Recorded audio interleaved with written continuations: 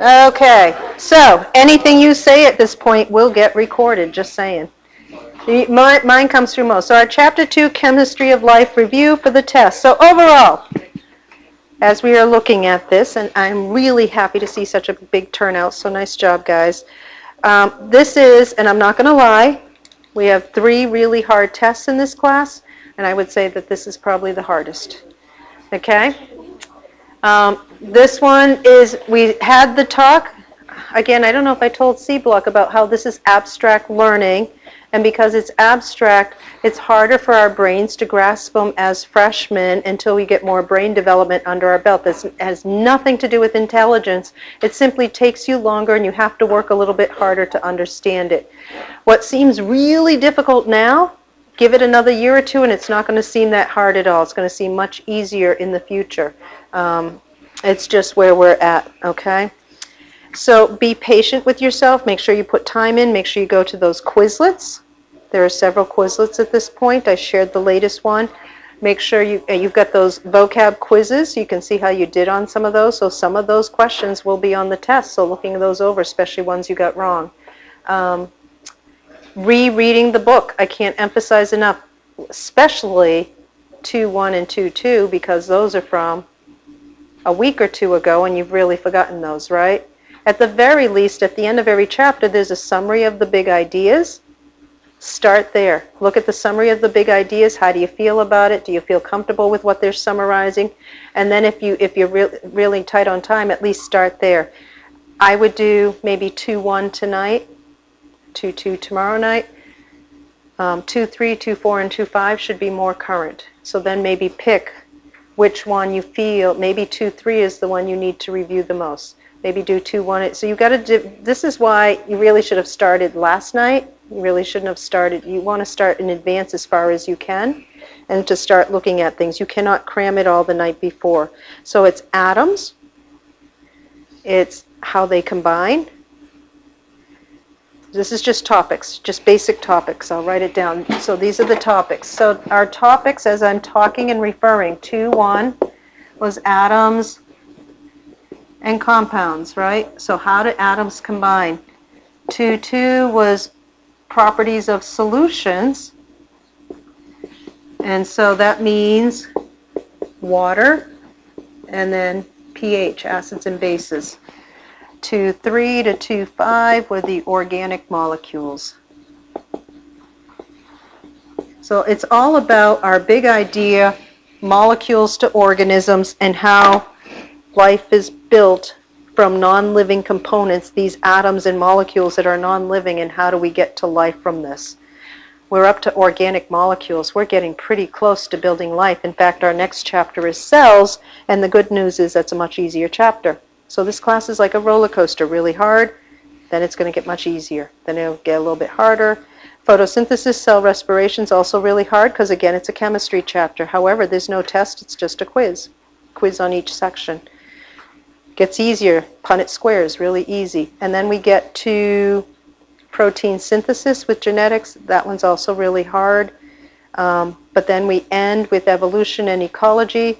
We end on ecology, which is really fun, and that's our easiest. So like a roller coaster, when it gets hard and you're getting discouraged, just remember it's not permanent. It's going to get easier again. You just have to get over Heartbreak Hill or whatever you want to call it that we're climbing right now, okay? So we're going to start with, you have 10 true and false. They're modified, which means you have to correct them if they're false. Out of those 10 true and false, 1, 2, 3, 4, 4 of them are from section 2.1. Atoms, atomic structure, how do molecules form, the electrons, and ionic versus covalent bonds. Okay? Only 1 is about water and polarity. Do you remember what a polar means? And then 5 of them are on organic molecules, enzymes, energy of reactions. So already, just from the true-false, where does the bulk of this test seem to be headed? Yeah, the last section, the harder section. Maddie? Oh, I said the first four were from section 2.1, which is atoms and compounds, and everything that's in that section. Okay? The middle one was 2.2. So there wasn't as much there, at least for the true-false. Let's see if it holds true for the next section. The organic molecules. 2.3 to 2.5. Yep. So part of this is to give you a sense of where things are lying, and then we can go over specific things afterwards. But so far within there is like, do you know the difference between an ionic and covalent bond? Two of those questions are on basically that topic. Can you tell me the difference? What's the function of a carb? What does ATP do? So those are the kinds of, what is an enzyme? How do enzymes, what happens when to the activation energy in an enzyme-driven reaction? You should be able to answer those things. Do you feel comfortable as I'm saying those things, or are you thinking, oh my God, I don't know? What's your response to that? If you don't know, then that's a little worrisome. When an enzyme and a substrate combine, what happens to the amount of activation energy needed? It decreases. You need less. That's the whole point of it. It goes down. So we can go back at the end over specific questions afterwards. Multiple choice, there are. This is a big chapter, so there's a lot of questions. There are 40 multiple choice questions. Yeah, this is big. So I expect this test to take the whole class. And remember, the most important thing the night before is plenty of sleep, not to be cramming. You need your sleep so you can be well rested and focused. Again, 1, 2, 3, 4, 5, 6. First 6 questions are on 2.1, atoms, atomic structure. One thing I can tell you is that now they're going to start to mix in here a little bit, so I might find more to add. Like I see one in the future, further on, atoms and the electrons and their energy levels. What makes 6? So let's make it. Looks like looking ahead, there's 9. 9 total on section 2.1 from multiple choice.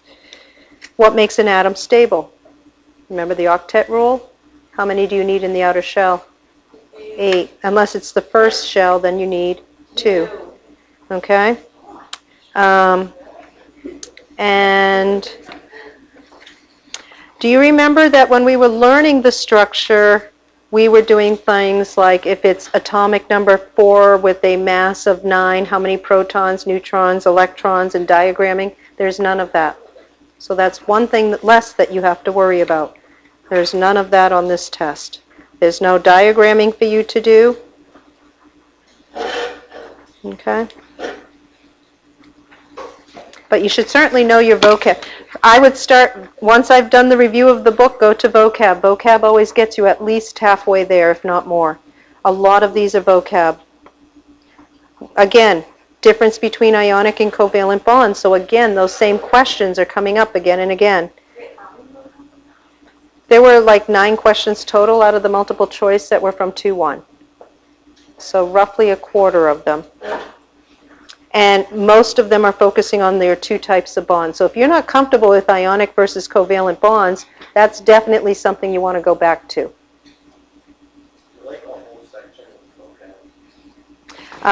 Like on a vocab quiz? No. It's all embedded within the multiple choice.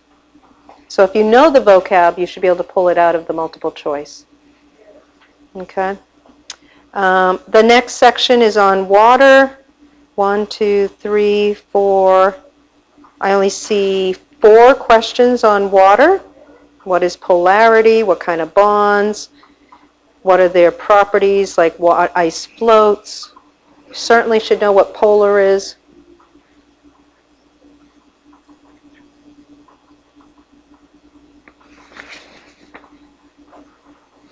And then I'm only seeing 2 questions on acids and bases. Basically, what's your pH scale and what are the colors for the litmus reaction?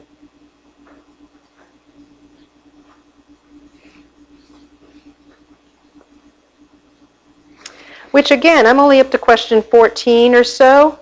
And what are the rest of them? 2.3 to 2.5. This is really more of an organic chemistry or the biomolecules test with a little bit of the other stuff in there. So this should help you with where do you want to put your time, where do you want to put your focus. You should certainly recognize the difference between a carb and a lipid, because a carb you look for the ring, and a lipid you look for. If I did this versus something like this. Remember, those are all hydrogens.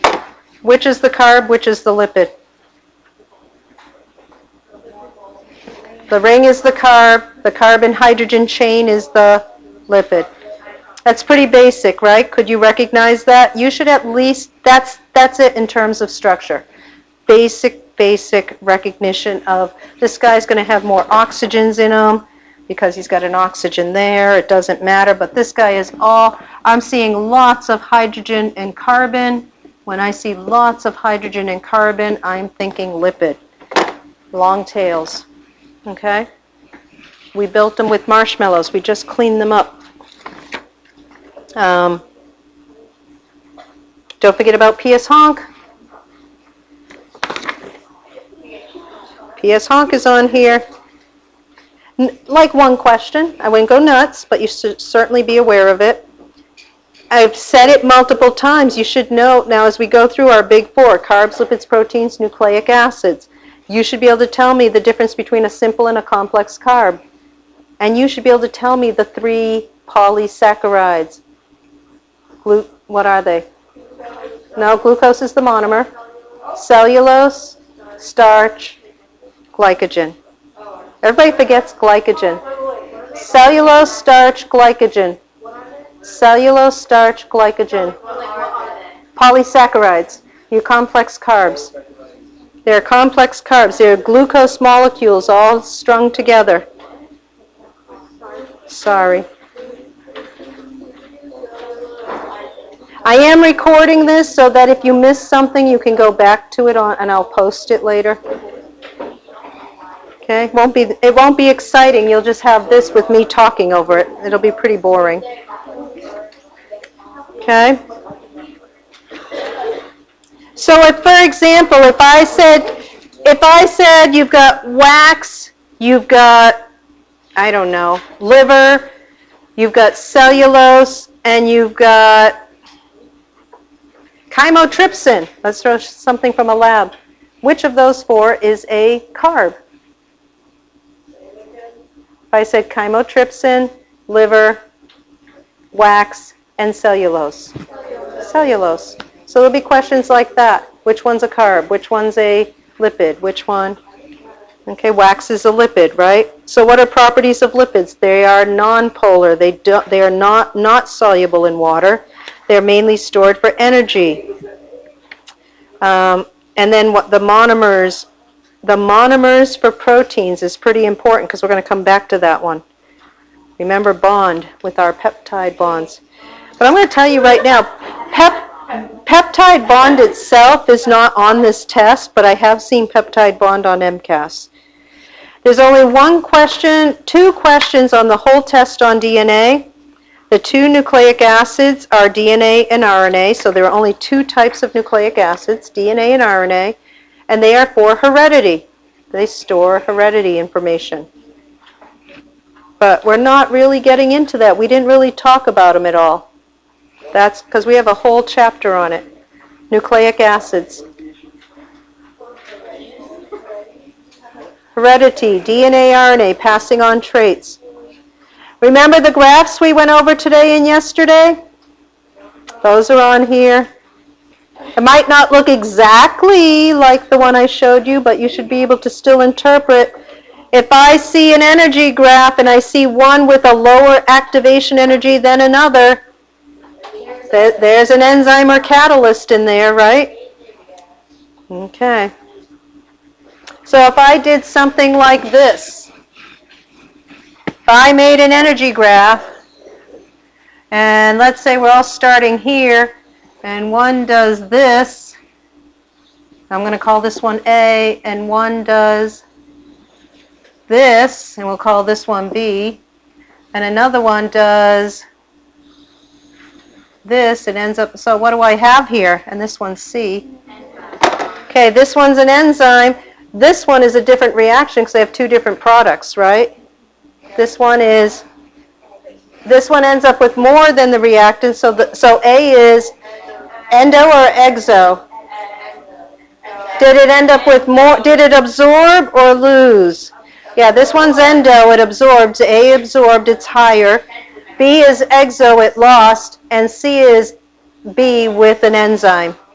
So I kind of put them all together. Wait, C is endo and exo. So line A is exo because, not exo, oh dear Lord. This is where I start with. This is my reactant. This is my product. I have more energy here than I started with, right? So that's endo. I've absorbed, gone in. Energy has gone into my system. Over here, I have less than I started with, so that is exo. I've gone down from where I started from. And C is with an enzyme because it needs less activation energy. So regardless of what the graph looks like, you should be able to kind of read and interpret what's going on. Does that make sense? Can you see it? Yes? No? Is there anybody who doesn't see it? So always look at where you're at, where you start, where do you end up, are you higher or lower, and then is there another one? This one's the same because C and B are the same because they end up at the same place. They end up producing the same thing. Wait, so the only one of them enzyme is C? Yes. A and B are not the same reaction because they have two different products. They're different reactions. So they've got two different reactions on this thing. Do you see that? Triangle light, who doesn't see it?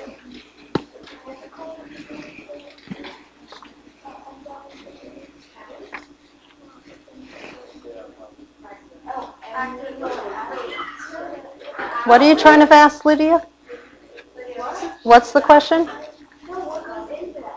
Oh, activation energy. Is that what?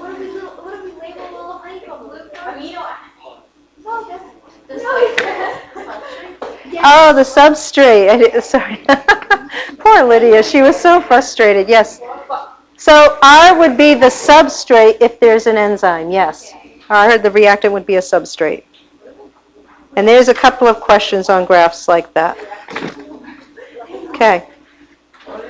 Of course, there's going to be like 5 questions on enzymes because enzymes are pretty important. Oh, another energy graph. There's more than one energy graph on here. Aren't they fun? So make sure you understand them. There's always YouTube tutorials and things. James? I'm recording it now. It's going to be just the screen with my voice. It'll be pretty boring, but yes, I'm going to try to get it up. I tell people not to rely on it because sometimes things don't work when I try to upload it to YouTube, but I'm going to try. Because do you have to go? Or okay. Yeah, so I tell people not to rely on it. I can't guarantee, but I'll try to post it. Okay. So the next questions, what happens to an enzyme or a protein when there's a change in pH? So now we're getting into lab kind of questions, like how do we control pH? Do you guys remember the thing we did with the milk lab? Buffers, yeah, buffers, nice.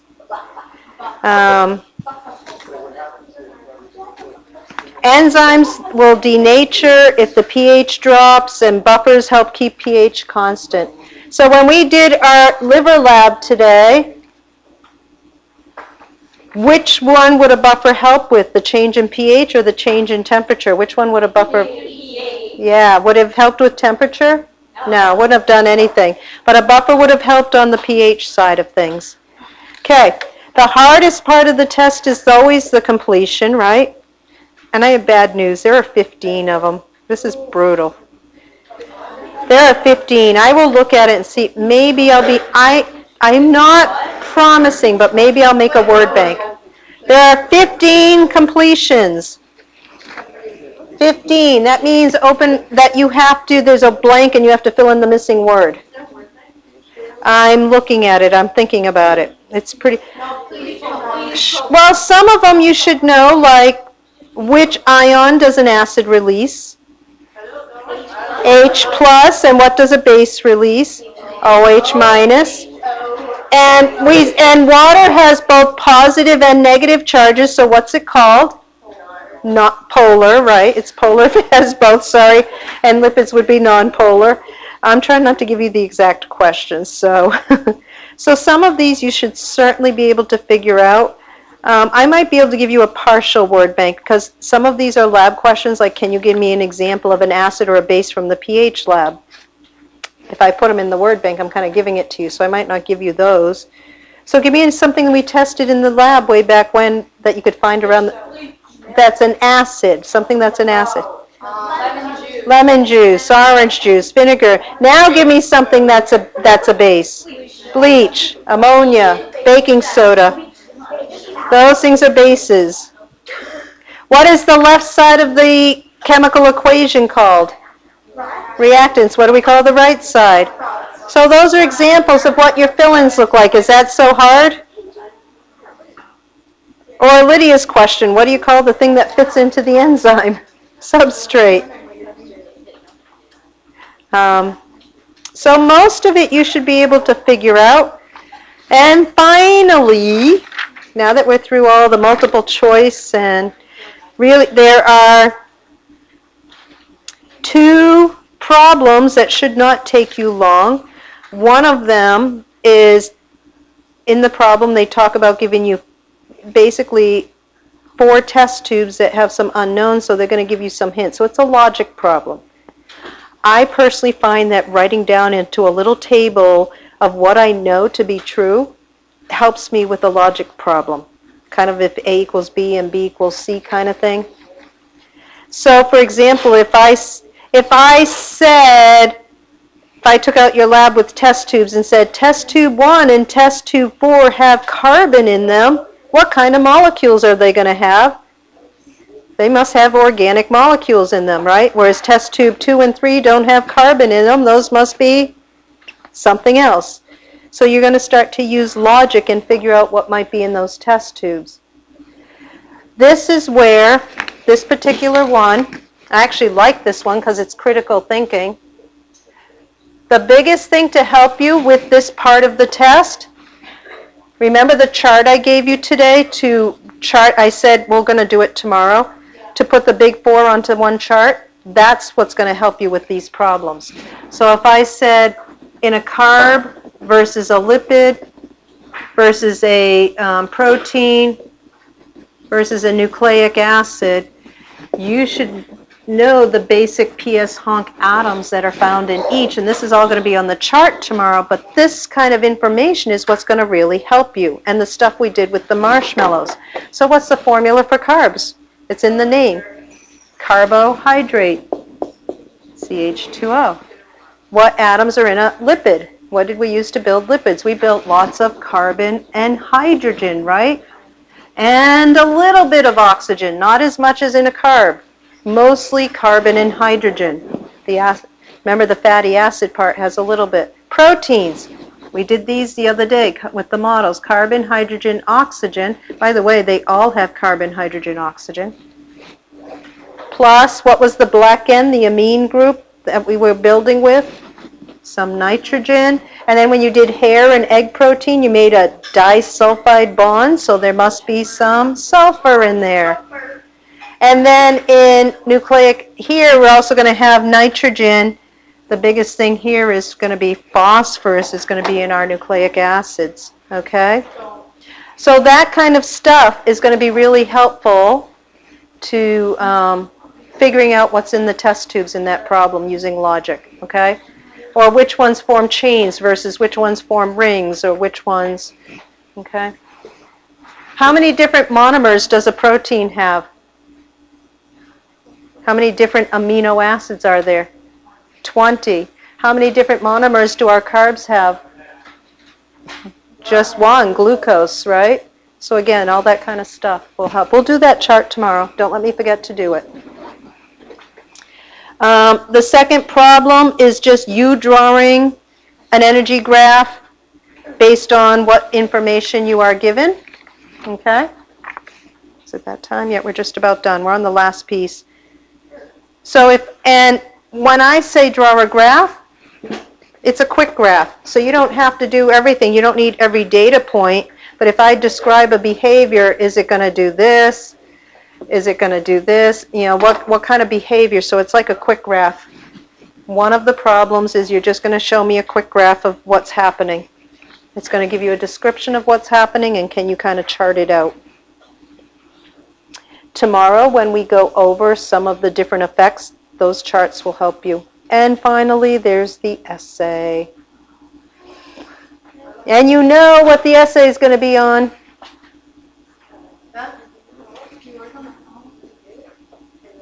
What did we just do today that I said was going to be really helpful? We diagrammed something. What's the very beginning of class? Remember we diagrammed the Pac-Man? The enzymes. Enzymes. And there's one more piece we're going to do tomorrow, which is why I moved this test. There's one more piece about that's going to connect with this lab. What happens like if you have heat stroke or something, and that's going to help you with this essay. But basically, you should be able to do that diagram, the little Pac-Man, and then explain. So make sure you've got enzymes down. It's not about length. I have a list of vocab words I expect to be used, like key words. Like if I'm doing an essay on enzymes, what are some words that are going to be in my checklist? Active site, substrate, lowering activation energy. Yes, all of those things. They're affected by pH and temperature. So there are key things that I'm looking for to show me that you understand. That the enzyme's unchanged and reused in the reaction. And yeah, catalyst, that it speeds things up. So those will be key things that I'll be looking for in your explanation. Okay? I want to say that's it. That is it. But holy moly, it is a lot. It is a lot. I apologize. On the other hand, everybody survives somehow, so it is doable. Thank you. I'm sorry if you waited.